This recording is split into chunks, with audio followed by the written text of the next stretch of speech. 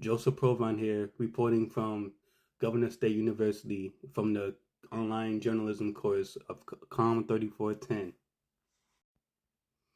Today, I am reporting on the New York Times lawsuit against the Department of Justice from the leader, Pete Hegseth, against him for going against the journalists who are reporting the news for the Pentagon. In October of 2025, under Defense Secretary Pete Hegseth, the Pentagon introduced new press access rules requiring any journalist seeking entry to sign a policy pledge. The pledge forbade reporters from soliciting some information, restricted access to many parts of the building without escorts.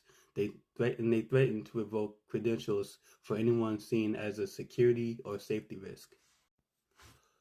Spokesperson Charlie Stanler for the New York Times said in a statement that the decision is an attempt to exert control over reporting the government dislikes, and the Times intends to vigorously defend against the violation of these rights.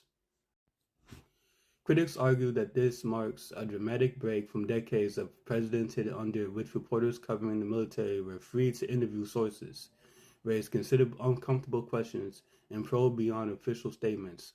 Under the new rules, even unclassified misinformation could effectively be off limits if not explicitly approved.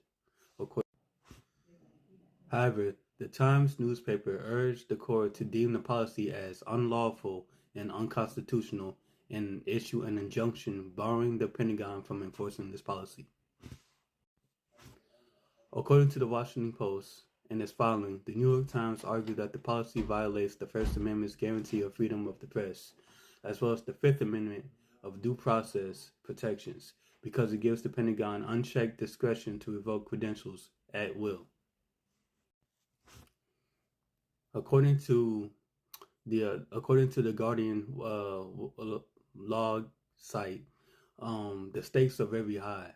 If the lawsuit fails, the federal agencies may follow with similar restrictions, offering themselves a partial immunity from scrutiny.